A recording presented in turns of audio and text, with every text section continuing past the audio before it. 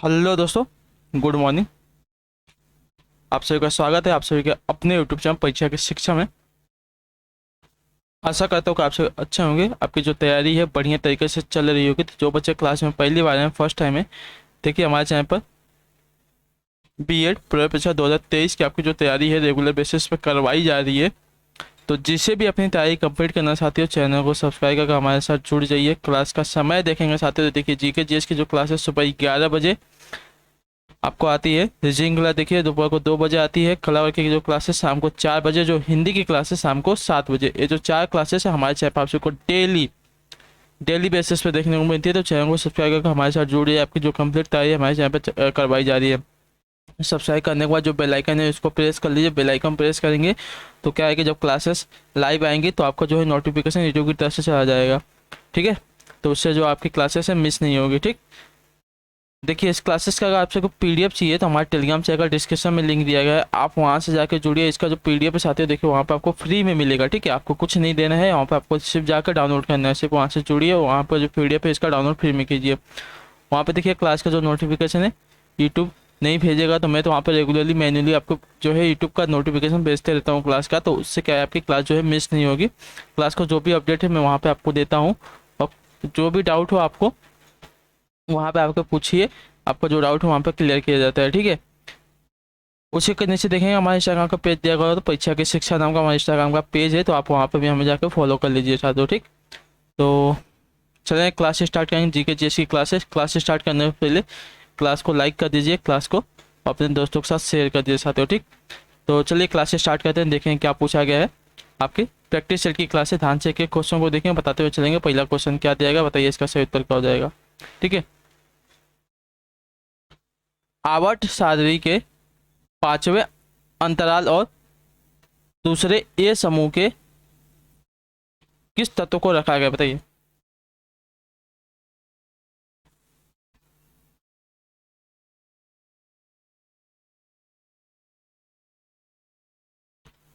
आवर्त सारणी के पांचवें अंतराल और दूसरे ए समूह में किस तत्व को रखा गया है, इसका सही उत्तर क्या होगा साथी बताइए।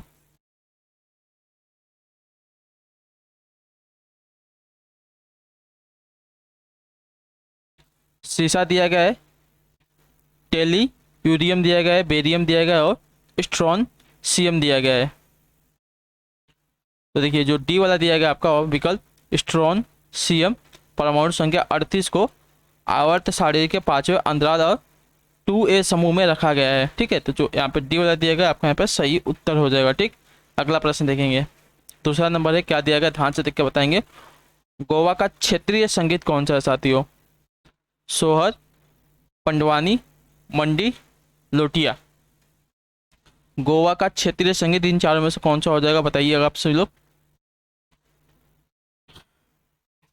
तो देखिए गोवा के क्षेत्रीय संगीत की बात करें साथियों, मंडी, जो यहाँ पर सी वाला विकल्प दिया गया आपका यहाँ पे सही उत्तर हो जाएगा। ठीक है, सोहर आपका कहाँ, तो बिहार का है। ठीक, लोकगीत है।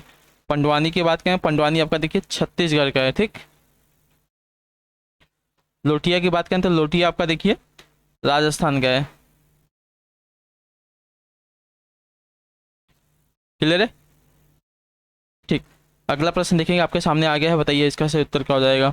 तीसरा नंबर है, मस्तिष्क का कौन सा भाग मानव शरीर के आसन और संतुलन को बनाए रखता है बताइए। मस्तिष्क का कौन सा भाग मानव शरीर के आसन और संतुलन को बनाए रखता है, इसका सही उत्तर क्या हो जाएगा।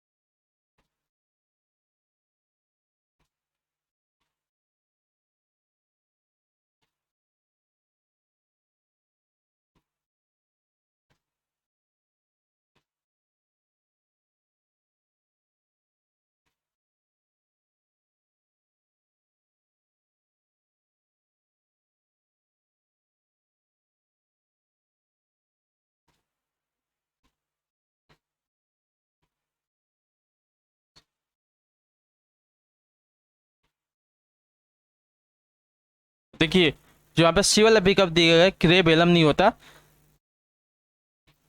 सेरिबेलम होता है, ठीक है, सेरिबेलम होता है। तो यही जो है आपका सही उत्तर हो जाएगा, ठीक है। सेरिबेलम सेरेबेलम के तहत स्थित है, ठीक है। जो सेरिबेलम है इसके सेरेबेलम के तहत स्थित है, इतना बात याद रखिएगा। ये इसका काम क्या है, तो मांसपेशियों के संचलन को समन्वित करता है, शरीर और ढांचा और संतुलन को बनाए रखता है सेरिबेलम। तो जो यहाँ पे सी वाला दिया गया आपका यहाँ पे सही उत्तर हो जाएगा। अगला क्वेश्चन देखेंगे, चौथा नंबर है, क्या पूछा गया, ध्यान से देख के बताएंगे। किसी पीएच मान पर दांत सड़ने लगता है, बताइए किस पीएच मान पर जो है आपका दांत सड़ने लगता है साथियों, इसका राइट आंसर क्या हो जाएगा।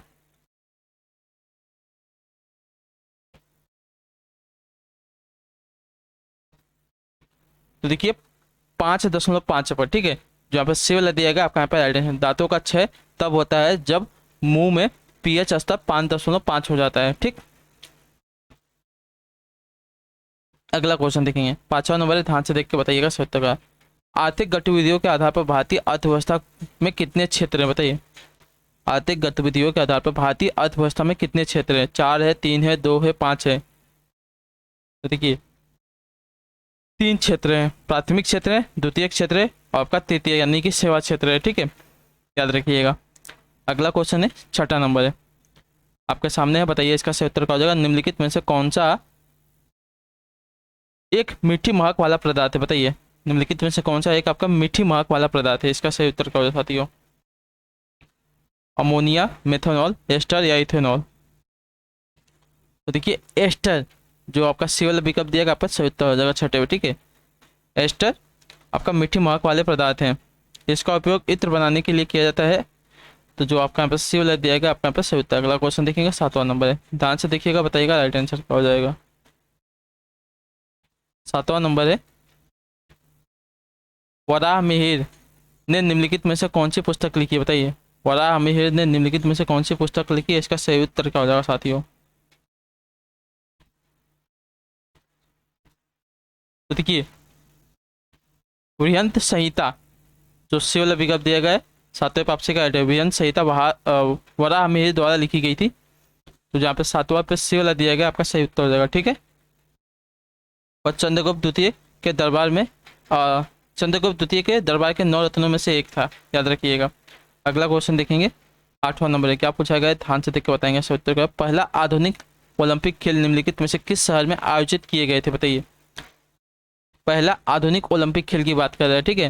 निम्नलिखित में से किस शहर में आयोजित किए गए थे साथियों, इसका ध्यान से बताइएगा उत्तर क्या हो जाएगा। देखिए एथेंस में, जो यहाँ पे ए वाला विकल्प दिएगा आपका यहाँ पे राइट आंसर होगा, ठीक है। पहला आधुनिक ओलंपिक खेल एथेंस, कहाँ पे है एथेंस, तो देखिए ग्रीस में, 6 अप्रैल 1896 को आयोजित किया गया था। तो जो आपका यहाँ पे ए वाला दिया गया आपका पे सही विकल्प हो जाएगा। अगला प्रश्न देखेंगे, 9वां नंबर है, क्या पूछा गया, ध्यान से देख के बताइएगा सही उत्तर क्या होगा। लगभग 280 साल के फ्रांसीसी शासन के बाद 1954 में निम्नलिखित में से कौन भारत का एक केंद्र शासित प्रदेश बन गया, बताइए।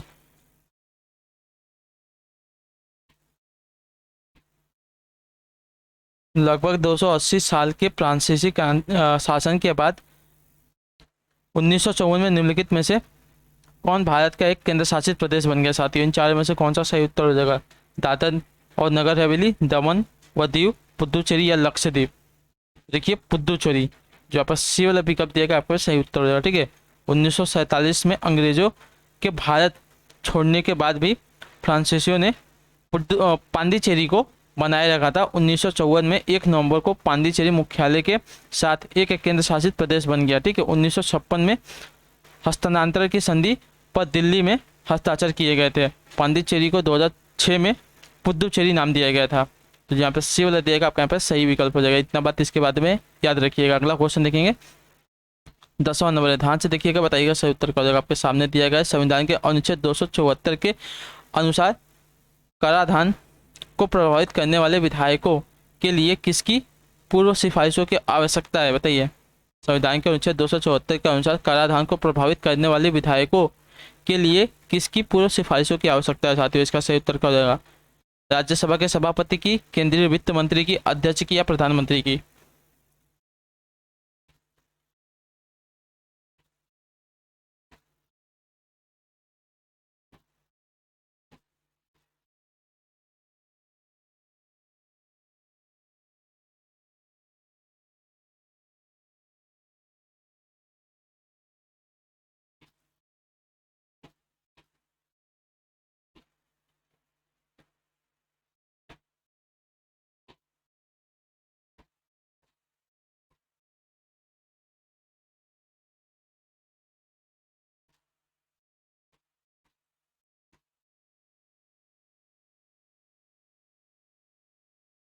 तो देखिए यहाँ पे जो दिया गया आपका गलत दिया गया है ऑप्शन। यहाँ पे देखिए राष्ट्रपति होता है, ठीक है।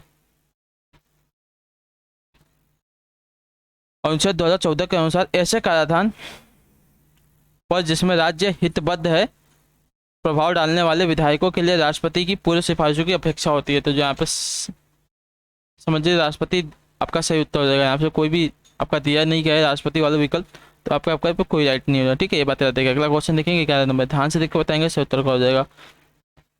निम्नलिखित में से कौन सी नदी कृष्णा की सहायक नदी नहीं है, बताइए। वेन्ना, बेतवा, भीमा, कोयना। तो देखिए बेतवा नदी, जो बी वाला विकल्प दिएगा आपके पास सही उत्तर होगा। बेतवा नदी जिसे बेतावती भी कहा जाता है, यमुना की सहायक नदी है, ठीक है। कृष्णा की सहायक नदी नहीं है, ये बात याद रखिएगा। वेन्ना, भीमा, कोयना ये सभी आपकी देखिए कृष्णा की सहायक नदी है, ये बात याद है, ठीक है। अगला प्रश्न देखेंगे 12 नंबर है, क्या पूछा है। फ्लेमिंग के बाएं हाथ के नियम में कौन सी उंगली वर्तमान की दिशा दर्शाती है, बताइए। आपने अगर 10वीं या 12वीं में पढ़ा होगा फ्लेमिंग के बाएं हाथ का नियम और दाएं हाथ का नियम, तो आपको पता होगा साथियों। फ्लेमिंग के बाएं हाथ के नियम में कौन सी जो उंगली है वर्तमान की दिशा को दर्शाती है, इसका राइट आंसर क्या हो जाएगा। जो तर्जनी है, बीच की उंगली है, अंगूठा है या अनामिका। या तो देखिए यहाँ पे सिर्फ 3 ही उंगली का काम होता है, अनामिका यहाँ पे नहीं आती है, बात याद रखिएगा, ठीक। तो देखिए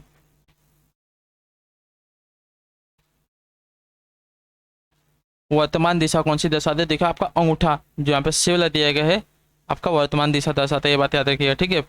फ्लेमिंग के बाएं हाथ के नियम में देखिए आपकी जो तर्जनी है चुंबकीय क्षेत्र की दिशा की ओर इशारा करती है, जो मध्य उंगली है चुंबकीय क्षेत्र की दिशा में इंगित करती है, ठीक है। जो अंगूठा है देखिए चालक पर आरोपित बल या उसकी गति की दिशा की ओर संकेत करता है, ठीक है। तो जो यहाँ पे सी वाला दिया गया आपके यहाँ पे सही उत्तर है। अगला क्वेश्चन देखेंगे आपका 13 पे बताएंगे सर। सिंहगढ़ के किले की मुगलों से रक्षा करते हुए निम्नलिखित में से किस मराठा शासक को अपने प्राण गंवाने पड़े थे, बताइए। सिंहगढ़ के किले में मुगलों से रक्षा करते हुए निम्नलिखित में से किस मराठा शासक को अपने प्राण गंवाने पड़े थे, साथियों इसका सही उत्तर क्या हो जाएगा। तो देखिए तानाजी मालुसरे को, जो आपको सी वाला विकल्प दिएगा आपको सही उत्तर हो जाएगा, ठीक है। शिवाजी के एक सेनापति तानाजी मालुसरे को 1670 में मुगलों के खिलाफ सिंहगढ़ की लड़ाई में उनकी भूमिका के लिए जाना जाता है। यह लड़ाई तानाजी मालुसरे और उदयभान राठौर, जो मुगल सेना के सेनापति जय सिंह प्रथम के तहत किलेदार के रूप में नियुक्त किए गए थे, इनके बीच लड़ी गई थी। किला को जीत लिया गया था, लेकिन इस अभियान में तानाजी गंभीर रूप से घायल हो गए थे और वीरगति को प्राप्त हो गए थे, ठीक। अगला प्रश्न देखेंगे 14 नंबर, ध्यान से बताइएगा। जयपुर में स्थित हवा महल का निर्माण किसने करवाया था, बताइए। तो देखिए सवाई प्रताप सिंह ने, जो यहाँ पे बी वाला विकल्प दिया गया है 14 पे आपसे का सही उत्तर होगा, ठीक है। हवा महल का जो निर्माण है देखिए आपका 1799 ईस्वी में हुआ था, ये बात याद रखिएगा, ठीक। अगला क्वेश्चन देखेंगे 15 नंबर है, क्या पूछेगा। भारतीय संविधान के किस अनुसूची में पंचायती राज संस्थाओं का प्रावधान है, बताइए। भारतीय संविधान की किस अनुसूची में पंचायती राज संस्थाओं का जो है प्रावधान है साथियों, 15 पर से उत्तर क्या हो जाएगा। तो देखिए 11वीं अनुसूची में, जो यहाँ पे बी वाला पिकअप दिएगा आपका राइट आंसर, ठीक है। 11वीं अनुसूची में पंचायती राज संस्थाओं का प्रावधान दिया गया है, ठीक है। इस अनुसूची में देखिए आपके 29 विषय शामिल है। अगला क्वेश्चन देखेंगे 16 नंबर, क्या पूछा गया है आपके सामने क्वेश्चन, बताइए इसका सही उत्तर। विक्रमशिला गंगात्मक डॉल्फिन अभ्यारण्य कहाँ पर स्थित है, बताइए। विक्रमशिला गंगात्मक डॉल्फिन अभयारण्य कहाँ पर स्थित है? हरिद्वार में, इलाहाबाद में, भागलपुर में या विशाखापट्टनम में? साथियों इसका सही उत्तर क्या हो जाएगा? तो देखिए बिहार के भागलपुर में, जो ऑप्शन सी वाला दिया गया है भागलपुर, आपका यहाँ पर सही उत्तर होगा। ठीक है साथियों, विक्रमशिला गंगा डॉल्फिन अभयारण्य आपका बिहार के भागलपुर जिले में स्थित है। ठीक है, यह गंगा के किनारे से 50 किलोमीटर में फैला हुआ है। ठीक, अगला क्वेश्चन देखेंगे 17 में, बताइएगा सही उत्तर का। निम्नलिखित में से कौन सी नदी मध्य प्रदेश में अमरकंटक की पहाड़ियों से निकलती है? बताइए। पेरियार, रवि, नर्मदा, गोमती।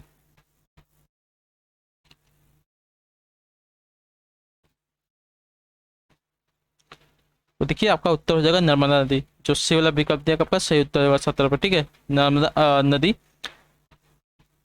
मैकाल पर्वत की अमरकंटक पहाड़ी से निकलती है। यह मध्य भारत की एक प्रमुख नदी है। नर्मदा नदी भारत की एकमात्र नदी है जो एक विभ्रंश घाटी में बहती है। नर्मदा, तापी और माही पूर्व से पश्चिम की ओर बहती है, ये बात याद रखिएगा। ठीक ठीक, अगला प्रश्न देखेंगे आपका 18 नंबर है, बताइएगा इसका सही उत्तर। प्रसिद्ध नृत्यांगना चेम्मनचारी कुन्नी रमन नायर निम्नलिखित में से किस नृत्य से जुड़ी है? बताइए।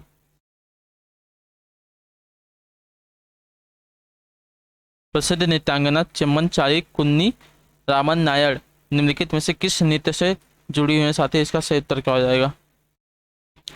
तो देखिए कथकली से, जो ए वाला पिकअप दिया गया है अपने पास सही उत्तर हो जाएगा। ठीक है, भारत सरकार ने इन्हें 2017 में चौथे सर्वोच्च नागरिक पुरस्कार पद्म श्री से सम्मानित किया था। ठीक, अगला प्रश्न देखेंगे 19 नंबर है, ध्यान से देखिएगा, बताइएगा सही उत्तर का। निम्नलिखित में से कौन भारत की सबसे बड़ी प्रायद्वीपीय नदी है? बताइए। निम्नलिखित में से कौन भारत की सबसे बड़ी प्रायद्वीपीय नदी है? साथियों 19 पे सही उत्तर क्या हो जाएगा? तो देखिए आपका उत्तर हो जाएगा साथियों गोदावरी नदी। जो ए वाला पिकअप दिया गया है 19 पे आपसे का सही उत्तर हो जाएगा। ठीक है, इसे देखिए दक्षिण की गंगा के नाम से भी जाना जाता है, यह बात बहुत ही इंपॉर्टेंट है, याद रखिएगा। ठीक, अगला प्रश्न देखेंगे 20 नंबर है, भारत के मुद्रा नोट के भाषा पैनल में कितनी भाषाएं? बताइए। भारत के मुद्रा नोट के भाषा पैनल पर कितनी भाषाएं हैं साथियों? 12 है, 17 है, 15 है, 10 है? तो देखिए आपकी 15 भाषाएं हैं। ठीक है, भारत के मुद्रा नोट के भाषा पैनल पे आपकी कुल 15 भाषाएं, ये बात याद रखिएगा। तो जो यहाँ पे सी वाला पिकअप देगा विषय आपसे का सही उत्तर होगा। ठीक, अगला प्रश्न देखेंगे 21 नंबर, ध्यान से देख के बताइएगा।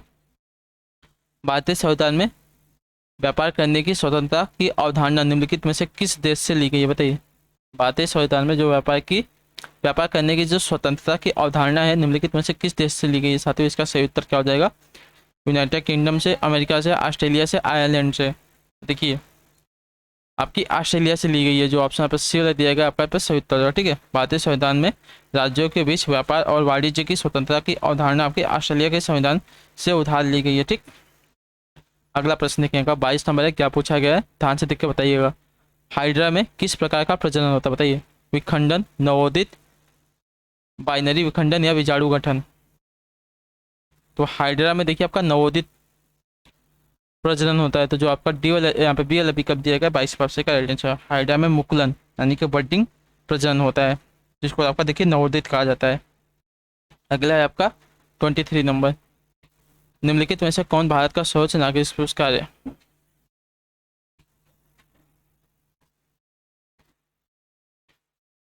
पद्म भूषण, भारत रत्न, पद्मश्री या ज्ञानपीठ पुरस्कार?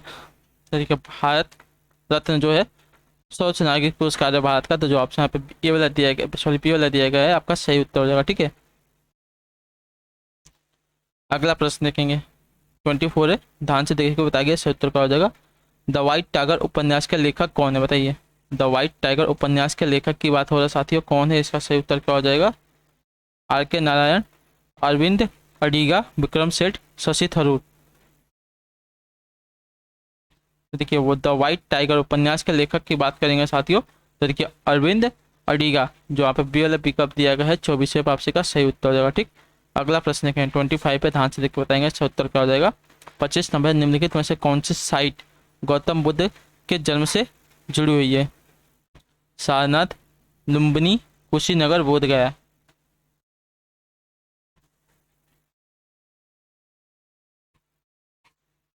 देखिए लुम्बिनी, जो बी वाला विकल्प देगा है 25% का ऐड। भगवान बुद्ध की जन्मस्थली आपकी लुम्बिनी है, बात याद रखिए। अशोक स्तंभ के साथ ब्राह्मी लिपि में पाली शिलालेख इस स्थान में मिला है, ठीक है। अशोक ने इस स्थान पर जाकर पूजा की है। अशोक ने लुम्बिनी को कर्ज से मुक्त कर दिया था, ठीक। अगला प्रश्न देखें 26 पे, ध्यान से देख के बताएंगे, सही उत्तर क्या हो जाएगा। 26 पे, निम्नलिखित में से कौन सा विशालतम हिमनद है साथियों, ठीक है। विशालतम हिमनद की बात कर रहे हैं। सासाइन, गंगोत्री, जेमू या सियाचिन। तो देखिए सियाचिन, जो डी वाला विकल्प देगा 26 पे आपसे का सही उत्तर हो जाएगा, ठीक है। सियाचिन सबसे बड़ा हिमनद है, यानी कि ग्लेशियर है। इसकी लंबाई देखिए कि 72 किलोमीटर है। यहाँ से नुब्रा नदी निकलती है। इसे विश्व का सबसे ऊंचा युद्ध स्थल भी कहते हैं, ठीक। अगला प्रश्न 27 नंबर, ध्यान से देखिए बताइएगा। निम्नलिखित में से किस वर्ष को संयुक्त राष्ट्र द्वारा स्वदेशी भाषाओं का अंतर्राष्ट्रीय वर्ष के रूप में घोषित किया गया था, बताइए। निम्नलिखित में से किस वर्ष को जो है संयुक्त राष्ट्र द्वारा स्वदेशी भाषाओं का अंतर्राष्ट्रीय वर्ष के रूप में घोषित किया गया था साथियों। इसका राइट आंसर क्या हो जाएगा, तो देखिए वर्ष 2019 को, जो ऑप्शन पर सी वाला दिया गया अपना पर सही उत्तर हो जाएगा, ठीक। क्लियर है यहाँ तक, ठीक। अगला प्रश्न देखेंगे आपका 28, ध्यान से देखिएगा, बताइएगा सही उत्तर क्या हो जाएगा। निम्नलिखित में से कौन सी एक राष्ट्रीय पार्टी नहीं है, ठीक है। राष्ट्रीय पार्टी इनमें से एक कौन सी नहीं है साथियों, इसका सही उत्तर क्या हो जाएगा।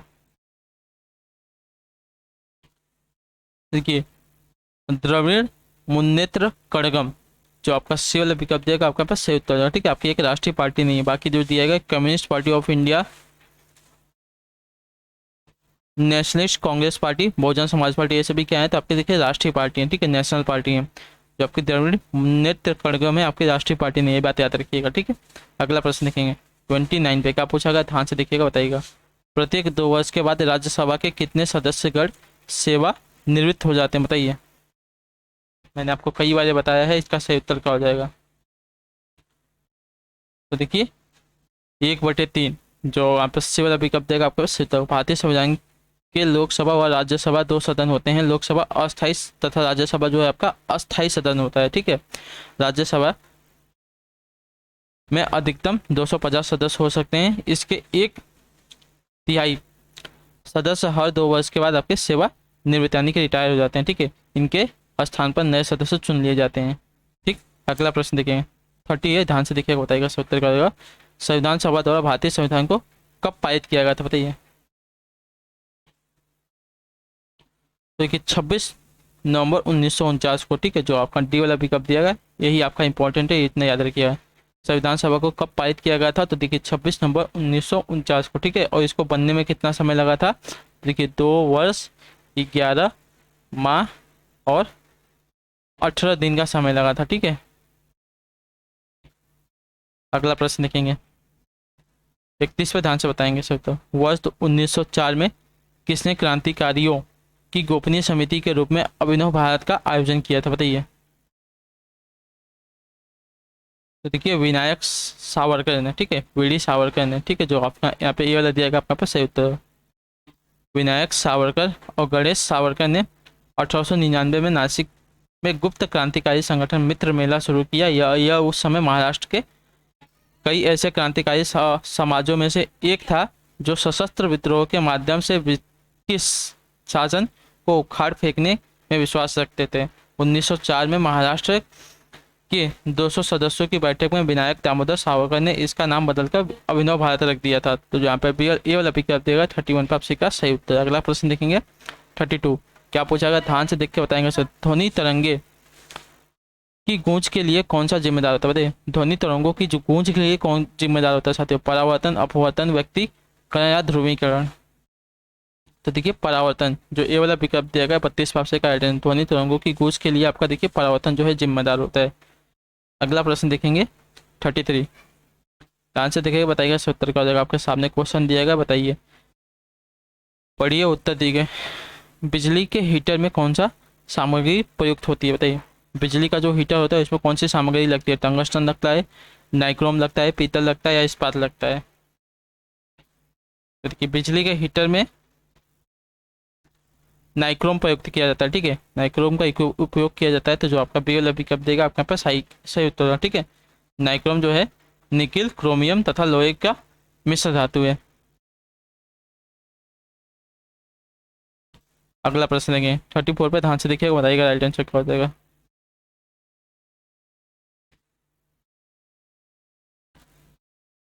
भारत में आयोजित फीफा अंडर 17 के विजेता एवं उप विजेता क्रमशः कौन से देश है, बताइए।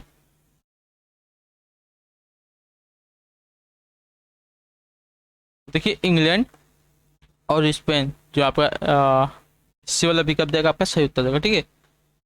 वर्ष 2017 में भारत में आयोजित फीफा अंडर 17 के विजेता व उप विजेता क्रमशः आपके इंग्लैंड व स्पेन थे, ठीक है। अगला प्रश्न देखें 35 पे, आखिरी क्वेश्चन, ध्यान से बताइएगा सही उत्तर का। इनमें से कौन सा एल्युमिनियम का एक अयस्क है साथी, बताइए। इनमें से कौन सा आपका एक एल्युमिनियम का अयस्क है, इसका राइट आंसर क्या हो जाएगा। सुहागा, डोलोमाइट, करना, लाहट, बॉक्साइट। तो देखिए जो डी वाला विकल्प दिया गया है 35 पे आपसे का राइट आंसर हो जाएगा, ठीक।